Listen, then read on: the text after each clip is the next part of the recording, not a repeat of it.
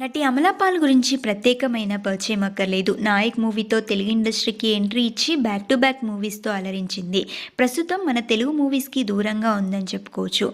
అయితే అమలాపాల్ సోషల్ మీడియాలో యాక్టివ్గా ఉంటూ ఎప్పటికప్పుడు బెస్ట్ మూమెంట్స్ అన్నీ షేర్ చేస్తూ ఉంటుంది. అమలాపాల్కి ఇదివరకే పెళ్ళైంది. కొన్ని కారణాల వల్ల తన భర్తతో విడాకులు తీసుకున్నారు.